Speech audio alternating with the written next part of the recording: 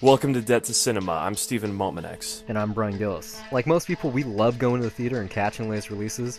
However, sadly, put a big dent in your wallet. Fortunately, living in the digital age makes the viewing possibilities endless from the comforts of home. Many of these films that you can see right from your couch, we're ashamed to say we miss, despite labeling ourselves cinephiles. So join us as one or both of us cross off a title from our list of shame. It can be an all-time essential classic, or an underrated piece of cinema that's worth giving a shot. Hell, it might just be some trashy film we want the other's opinion on. So sit tight and join us as we pay off our debts, $1 at a time. By the time I'm through with you, you'll be ready to tell me everything I want to know. Jim Brown and Raquel Welch, two of the hottest stars today. Trigger, the screen's most explosive action. I'm sorry you got mixed up in this. You ain't half as sorry as me. They destroy an army.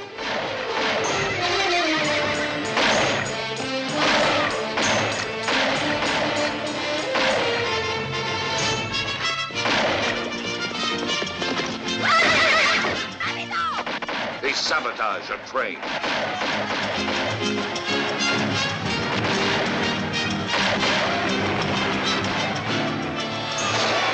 They capture a town. They fight with every dirty trick in the book. And they're the heroes of this picture. 100, baby. 100 in the can. That's money right there, baby. 100. 100? 100 F's down the drain. You want to know what I want to do with that 100? I want to get me some rifles, man.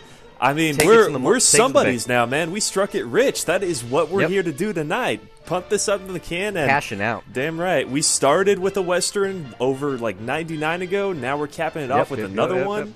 There's 100 in the title, which, maybe one or two along the way. Dirty Dozen. Hey, Jim Brown was in that too. Yeah, that too, man. This is probably the first time where titles have sunk up with a number because I don't know how many. It's hard. How many episodes have we done where like there's a number in the title? I mean, well, noon is a number, kinda. Yeah, I guess, but we didn't wait for 12 on that one. We didn't wait for 9 Lives or Plan 9. You know, we didn't wait for number 9. Fuck 1138. THX is already in the can. We're not doing episode 1100. You know what? I don't think that 4 months, 3 weeks, and 2 days was accurately released from the beginning of this. Hell no. But you get the gimmick. Numbers are hard. You get the joke. Sometimes you don't pick a movie. Sometimes it just chooses you based off the episode title, and I did not want to waste this number, so this was the closest tie-in I could find, as well as probably the most interesting movie I could come up with, because really, who the fuck remembers 100 Rifles? I mean, I'd never heard of it. I don't think anyone. Yeah, nope. I mean, I'm sure your reaction was like, what the fuck is that? I see what you're going with, but before I heard about it, while I heard about it, while I watched it, after I watched it, and when I said while I watched it, it was a long process. It took about 2 weeks. I think I tried 4 or 5 different times.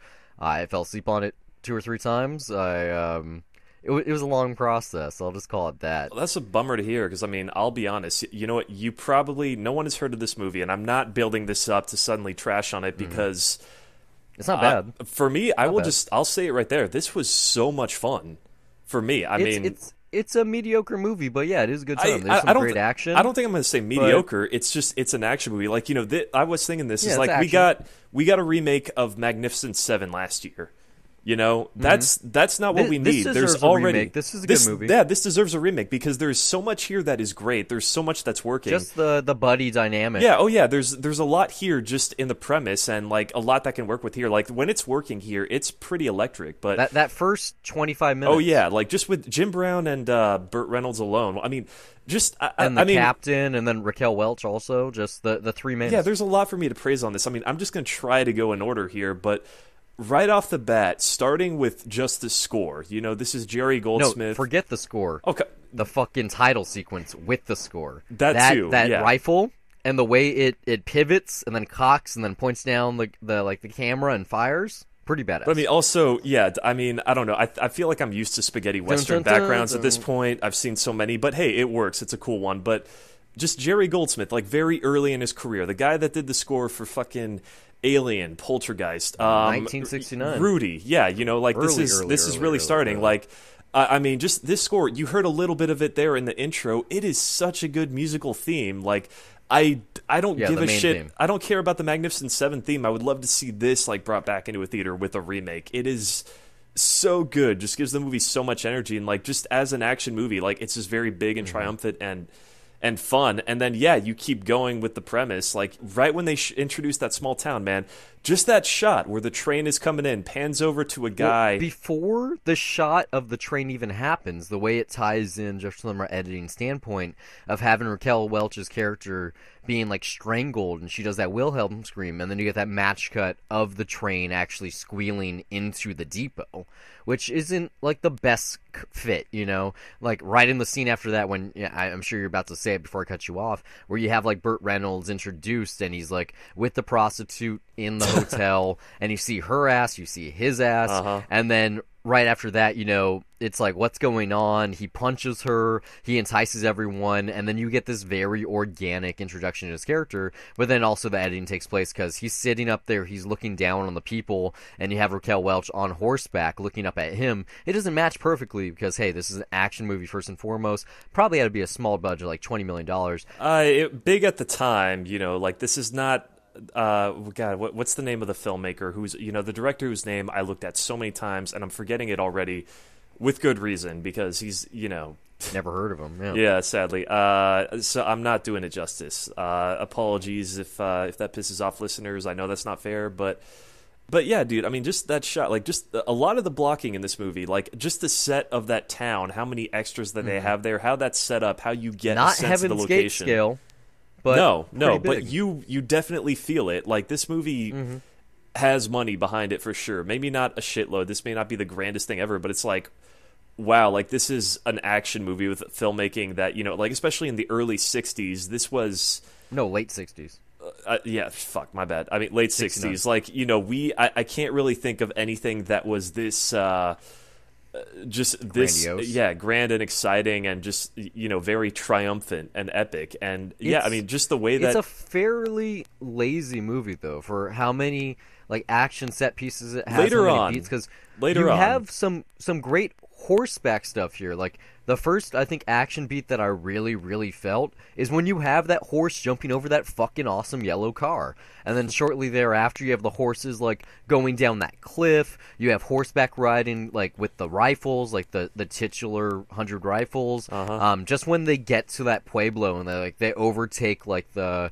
whatever you want to call it, the captain's home base or whatever. The general's they all house. get fucking crazy drunk, and they got the chicken fights, and there's that sex scene, that really weird sex scene. Like getting a little bit ahead now. I mean, like, happens. there's a lot of most of the great stuff I think is in the beginning though. Probably like within the first 45 minutes where the movie is moving. You know, like you got the introduction of Burt Reynolds, who but I mean not only that, like mind you. This isn't just introduction of Burt Reynolds in the film. It's also my introduction to the actor in general. Really? I haven't seen The Longest Yard. I haven't seen Smokey and the Bandit. Haven't seen The Greatest Little Whorehouse in Texas. Have you seen Boogie Nights? Well, I mean, yes, I've seen Boogie Nights. I've seen, like, My Name's Earl Season 2. Okay. Like, I'm familiar with the actor in certain circles, like, as and a also supporting there's the role. remake of The Longest Yard. Well, yeah, he's in that as well. Yeah. But in terms of actually being a star... this is my introduction to him, which is like not the film to go with. To well, be here's the thing. honest, Also, it doesn't even like seem like Burt Reynolds. Like he seems like a side guy. He wasn't a star yet. He was rising at this point. Like this is his fifth film. Raquel Welch and Jim Brown, those were the main stars, and Burt Reynolds was just there. Oh yeah, you know, like there's he's this cool the side story. guy, the Indian dude / like Atlantan who looks Mexican but he's not. It's kind of an awesome backstory, which, you know, like it's 2 seconds of screenwriting, and you sort of accept it right away because I think Burt Reynolds is just kind of cool. It's just like, oh, I'm half Yaqui and half Alabama. Sure, maybe the mustache works, you know, and that's just Burt Reynolds can pull that off. I'm cool with that, but. God, where do I want to start? Jim Brown, also, by the way, who, you know, the Football sheriff player. that rides into a town. MVP. Yeah. Super Bowl winner. And movie star. Dirty Dozen fame. Doesn't yeah, happen fucking anymore. Awesome in this movie, you know. He's still a big movies. deal at the time that he was, you know, this isn't Blazing Saddles. He basically, he's not a sheriff in this movie, but first African-American law enforcement he's man. a black sheriff, yeah. In a Western to come up. And yeah, they address that. And it's just like, his first scene with him and Burt Reynolds when they're on the train, which, man, they're back and forth. Their chemistry here, so good. I so know good. you picked this before this weekend, but the very little I know about this film reminded me of The Hitman's Bodyguard. This is the black and white duo of badasses doing badass things. That's like the typical version of a modern Western. This is like a Western of the time. And if you had to pinpoint this, even though it's a Western, like more than that, it's like mexploitation, if that's an actual genre. Because that's 100% what it is. Like, you know, you have Mexicans, plain Mexicans speaking Spanish. I watched it without subtitles, so I actually fit into it. And the Spanish is so minimal, but if you don't even know a lick of it, you're still going to know what they're saying. There's like, grab the horse, do this. It's set in Mexico, but it's shot in Spain. It's, you know, I think it's trying to be a spaghetti Western, but it doesn't. It's basically a spaghetti Western. It's like Dancer in the Dark technically not being a Dogma 95 film because it's not following one pivotal rule, and that's, you know, that's this movie. The Spanish is a little bit off, but, you know, I'm forgiving after, like I said, I tried watching this a good couple of times, and I just went with it after a while. It's funny. I understood it well enough, actually. Like, you know, the thing at the beginning, like, from what little I remember from taking Spanish, you understand what the soldier is saying when it's Raquel Welch's Spanish. Dad is being killed. It's not real Spanish either. Like I said, it's Spaniard Spanish, and it's kind of broken. And like at first, I think what turned me off initially is just that their Spanish was so bad, and then I realized, their Spanish is not bad. It's just not Mexican Spanish. Well, that makes sense because they shot it in Spain. You know, they probably got actors and the from actors the region are there. Spanish. And it sells the realism a little short, and like when you couple that with the slow-mo effects that are done a couple of times. Oh, there's some really lame deaths here. Super lame. Sure. Like when the Indian dudes, when they get shot, that collateral shot where they all got killed with one pistol bullet, which is just totally fucking bullshit. That's impossible. No, it just isn't it's pretty possible. fucking. It's hilariously bad. Like, it's a weird balance of this movie, like having genuine badassery. Badassery. Yeah, and then just and then it's just kind of like ass bad. You know what? Like this isn't good, but I'm still digging it. Enjoyable. You know, I'm still laughing. It's enjoyable for sure. Fernando Lamas, by the way. I don't know about you. He's got a good villain presence. He's really good. Totally. Yeah, I mean, like that's the thing. Very one-dimensional villain. He has nothing. You know, they sell his character as just a guy that was basically ordered to just take care of the Yaqui Indians. And the explanation is he just decided to take it the easy way. He's just killing everybody. To be honest, very Heaven's Gate-esque, even though Heaven's Gate is like another 7 years later, almost 10 years. Same premise. Yeah, like there's more of a commentary except this there, is Mexico. Though. Yeah, though this is just like a general that's literally just like, fuck it, he's just going after everybody, you know? Like, but he just has like this really just like smarmy, just fucking, just evil presence about him that you just don't want to fuck with this guy. He just doesn't care. Like, you know, it's the mustache. He'll just go after what he wants. That he gets. And there's like just no negotiating with him. And Cigars. there's no reasoning with the guy. He just has a fucking great presence, man. He's really fucking awesome here. He kind of reminded me a little bit of Scarface, like the bad people that show up in that. I'm the guy behind the guy, like that kind of thing. Like you don't know who he is necessarily, but you just see him, you're like, fuck, don't cross paths with that guy. You know something bad's gonna happen. Well, he's also given just some really great lines of dialogue. Like, you know, for some of the directing can be shoddy, but I mean, you know, this guy, I'm gonna pull up his name because I'll be a fucking asshole if I don't. But I mean, just some of the lines that he rewrites in the script are just really good. You know, the quips from Burt Reynolds and Jim Brown, or hey, just I mean, when Fernando Lamas just goes like, you know, there's a moment when the railroad guy is panicking that. You know, he's like, "What if you don't? Washington will come after." He's like, "Oh, what are they going to do? Say, hey, give us back our black policeman." You know, just the way they delivers it and sells it. Talking about black policemen, that sex scene right in the middle of the movie is the most awkward fucking thing in this film. Like, I get Jim Brown is like a big box office get at this time. He's just breaking into films. Like I said, he's an MVP. He's a Super Bowl winner. Like, he's become a movie star. He's still a movie star. He was in Draft Day just like 2 years ago. You know, like he's still in movies. He's in several Spike Lee flicks. But when Raquel Welch is like, no, not with you, when they've had this chemistry the whole film, and then he like changes her mind like a minute later, and it turns into like a very super passionate love scene. Where you don't see anything. I think the idea is also they've been drinking too. So, his judgment is absolutely not the best. But just that relationship in general is, not earned. Because they have that moment where they go to the Yaqui village, and I never felt...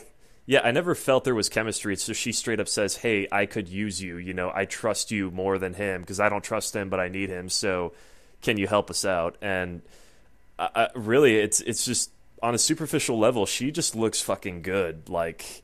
That's really all that it's not so much a narrative thing, it's just that this movie is literally using her for sex appeal, It's Mexploitation. You got these Mexican people, these indigenous peoples, it's using their language, using their culture, using their liquor and their food and their culture, and just taking advantage of that. Like, more so than just a Western, though, like comparing this something like a spaghetti Western or a Western in general. It's not that. This isn't about the Yankees and their experience, and it's not Shane, this is not the frontier, this is not white man cometh, this is, look at us, we're brown, and then even more than that, it's not just about brown people, it's brown people saving their indigenous culture, like their actual ancestors who were probably just Spaniards that had their body hair shaved off so they could look like they were the Yankees or whatever, which is a weird name, mind you, considering they call some people Yankees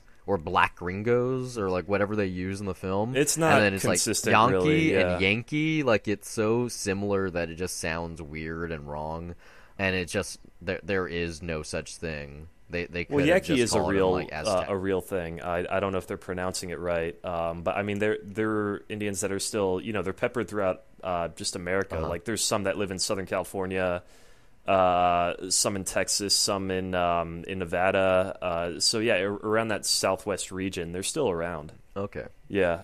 It's not made up, but I don't think this movie really does its research that well. I mean, when you hear stuff like the Black Gringo, I think it's someone who maybe watched a few too many Westerns and thought it sounded cool without exactly getting the meaning of it, which or maybe just didn't care. By the way, the director and writer's name, Tom Grease, by the way. But just putting that to bed right now. But I think as far as like just the production of this movie, like when you look at trivia, there's a lot of cool stuff in there. Like just I think as far as Burt Reynolds, like still early in his career, I think Navajo Joe just came out, which was a lead role for him, but I haven't seen it. I know Tarantino loves that movie as a poster at the New Bev, but there's just this awesome little tidbit I found on IMDb where evidently for Jim Brown they had John Wayne's stuntman and they were just going to put blackface on him, and Burt Reynolds just immediately went, no, that's not okay, you cannot do that anymore, you have to have you got to have one. And the studio was like, well, no, sorry, we can't afford it. That was their excuse. So he paid a black stuntman out of pocket, out of his own pocket. Like Burt Reynolds, I think he was famous on stage and on TV at this point, but he was not the big star he was. So still, I'm sure he was making a decent chunk of money to be the third lead in this, but still to pull like money out of his own pocket just to do that, like, goddamn, man, bad respect for the dude. Like, he definitely he knew where the times were going at that point, and he made the right call, and he became a fucking superstar afterwards. Which is funny. Like I said, I haven't seen any of his superstardom roles. I haven't seen either the Smoking and Bandit films. I haven't seen anything that made him the man that he is. And it's like one of those time capsules in American cinema that I'm very out of touch with. Like the 70s is one of the main, like out of all eras of filmmaking, even if episode 101 of this show is on The Jerk, which is at the very end of the 1970s. But even still, like this film, I've seen, even though I don't have a good threshold, or not threshold, but a firm grasp on the Western, I've seen the films that lampoon them. I've seen Blazing Saddles, which, is referencing this film inadvertently, or Three Amigos, also featuring Steve Martin, which does the same thing. That's a group of indigenous people, especially Mexicans, going after these Three Amigos, these saviors, these superheroes to try to save their town, but actually it's just a group of actors who do that on screen, and they got tricked by the cinema.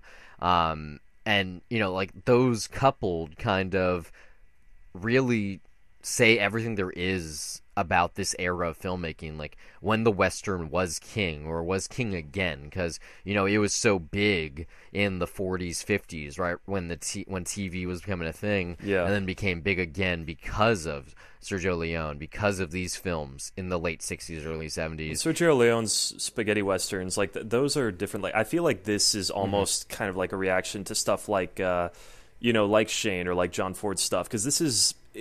I'm happy calling it an action movie, but it really is just a anti-Western in a lot of ways that, in almost every aspect, goes against what was typical of a Western. You don't have a sheriff here, even though Jim Brown is referred to one. Sheriff. And you have an African American law enforcer in this. You have not the first interracial love scene on screen, but still one that was, really still pushing the boundaries then, especially of, I don't know how far stuff went on screen before, probably not this far, like it, Shadows especially was like a good 10 years earlier. Yeah, and that was after sex too, so, or post-coital as you referred to it, which is probably a better way of saying it, but it's accurate. Also, I think maybe at the time, Raquel Welch, who, someone who's, I'm not that familiar with. I know that she is a huge icon. That sure, she's a model. She's just a and she was able to who made it. Well, I think she's like half American. Like that is not her real accent in this movie. Like not she, a good one either. No, she does not sound like that. So it's kind of funny. But damn, is she hot, man? I mean, that shower scene. It's I was hoping she would show it. They wanted in the beginning. They wanted her to have the shirt off. Should have. You know what? Honestly, I think her having that oversized wet shirt and taking that shotgun and just shooting at those soldiers, like I'm sorry, it might be hotter with the shirt on. That might be the right call, because it still leaves something to be desired and it just looks more iconic. Like if the shirt was off, then I don't know, maybe I would have been like, yeah, but it just wouldn't have looked as cool or iconic. So for the sake of the movie, it helped. But yeah, I mean, that's the thing, she put up battles like that, and she's very well respected, and she's looked up to by a lot of women, like just over the years, and really helped. How do I want to phrase it? Like, I guess for the sake of feminism and just for the progression of society and culture, like, yeah, she was definitely an influential icon that encouraged women to be more assertive in getting their way. It's kind of funny that this movie has that, but also. She's not raped, but she's basically just almost. It's funny. Like, yeah, she's basically forced into it.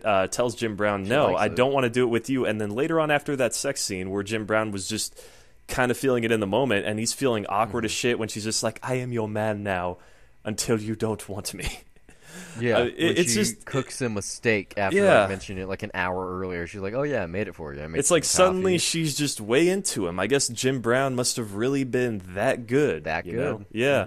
But I mean, yeah, just as far as that relationship too, it totally treats her like shit, because the movie literally kills her just so he can get off the hook. Like, her death is so you don't even see her death. You don't see it. After the fact, her body is just brought in. It's like, show up. yes, we won, and then someone's carrying it like, and I'm just like, no one's crying. No, there's no tearjerker moment. There's like Jim Brown can just like, easily walk off. Died. Yeah, it's just like, oh, that's a bummer. Raquel Welch is dead.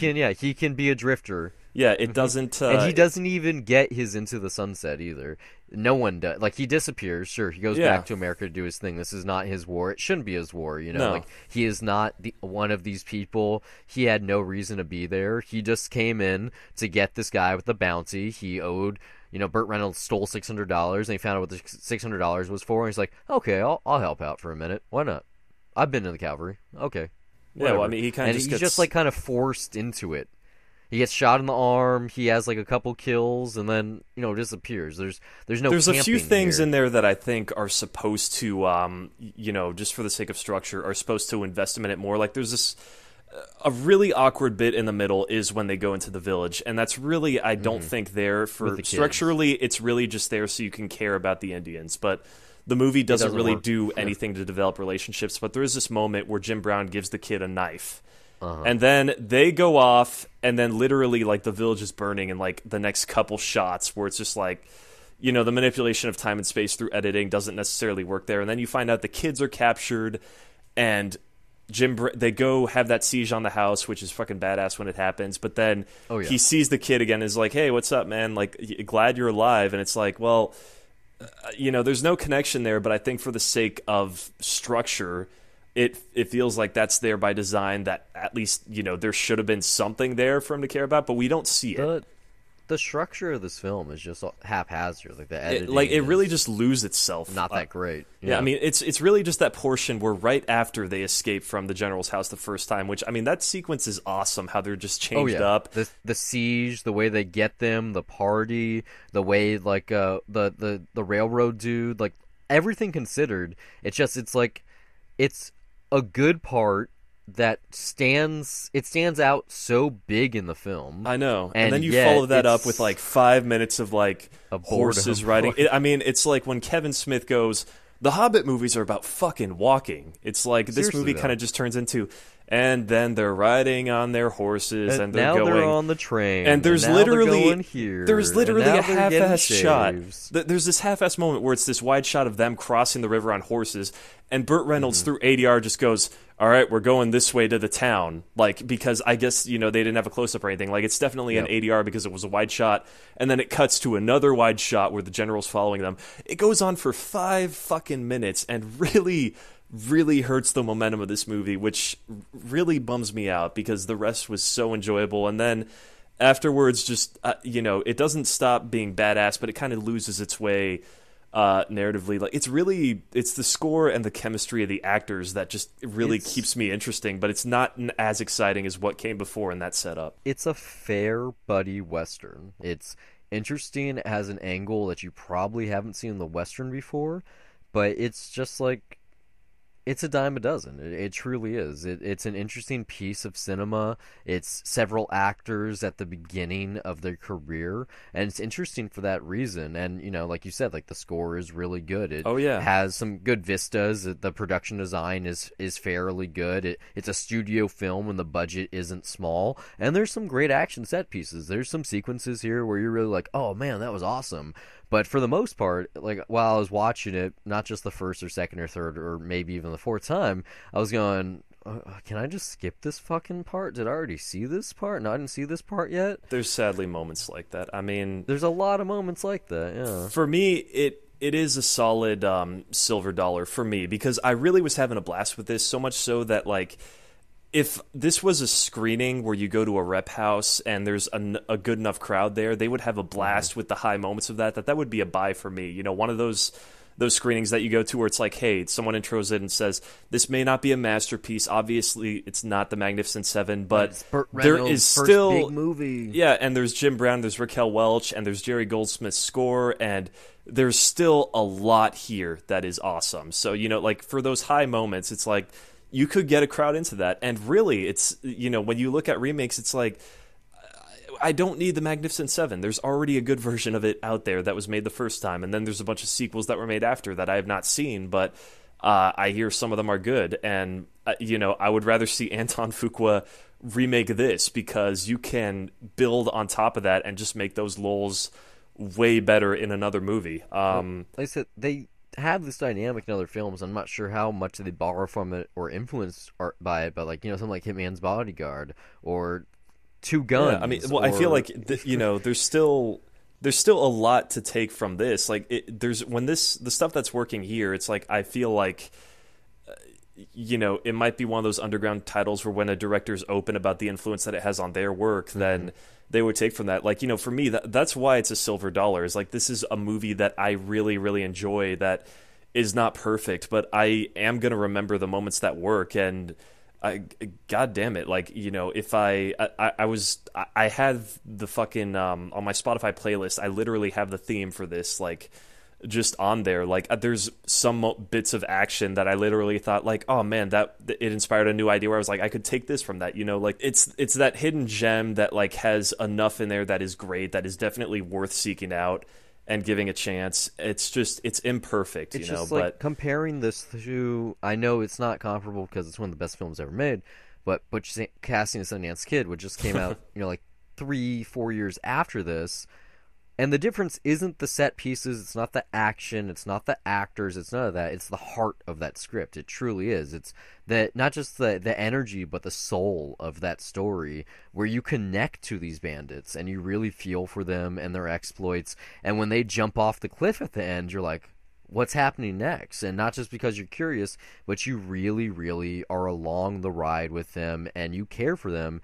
And whereas with these characters, you're just like, well, they're having a good time. Like, if you took the party here, this is like, you could fit that into like Project X or Superbad or like, you name it, party movie, and it's like, that's the scene, you know? And then at the same time, like, you know, the shower sequence, like, that's kind of Wild Wild West, the movie. Or like, if you do like the opening with the lasso, like, I saw moments here where I was thinking about like Red Dead Redemption. I'm like, okay, well, the influence is here. Like, this is a film that people have seen, like, it has informed the genre. Like, it's a trashy action movie, you know? Like, if Joe Carnahan made a Western, I would imagine it being a bit more like this, where it's just, you know, you have these ridiculous action sequences and you have really good chemistry with your actors, and then they're having some really fun banter throughout and saying some really cheesy stuff. You know, something like the A-Team. Like, that's exactly what that is. You know what? Joe Carnahan, man. I have a tweet that you sent me framed right in front of me now that meant the world to me. Why don't you consider remaking this one, man? That might be up your alley. Just maybe. If it isn't, I might be wrong, but hey. Take his mind off of some political stuff. Just make anything, please. Thanks for listening. We hope it's been a pleasure. If you enjoyed this episode, you can listen to more by checking out the Dollar Review Show, where we cover theatrical and streaming releases, as well as give our 2 cents on anything we sought out on our own, whether that be TV, music, etc. You can find all of our content at dollarreviews.net. Follow us on Twitter, or like us on Facebook at Dollar Reviews. And we're also on Google Play Music, iTunes, Pocket Cast, TuneIn, Stitcher, SoundCloud, YouTube, just about anywhere on the internet, with hours of content available to you for free. But for those of you that feel that the show is worth your dollar, you can send us a donation at patreon.com/dollarreviews. Contributions not only earn our undying love, but they also make it possible for us to improve our recording equipment and to give you the highest quality episodes possible. But more importantly, they'd be helping us acquire the content to review. You know, trips to the multiplex are expensive, and the more donations we receive, the more films we can review for your listening pleasure. If you listen somewhere we're currently not available, you'd like to contribute some talking points, send a Death to Cinema request, or if you just want to laugh at us, you can do so by reaching out to us on social media or send an email to brian@dollarreviews.net. Or you can email me as well, steve@dollarreviews.net. You can follow me personally on Twitter at Brian Gillis, that's BRYONGILLIS, and now you know how to spell the email too. And also under the same name on the Loveview site Letterboxd, which acts as my film diary, where I rate films that I'm watching, write the occasional review, and even sometimes compile lists. You can also find me on Twitter at S_MTX, and also follow my film diary at Letterboxd under the same name, where I log everything I watch, and sometimes write brief reviews. That's it for this week. Until next time, keep the change.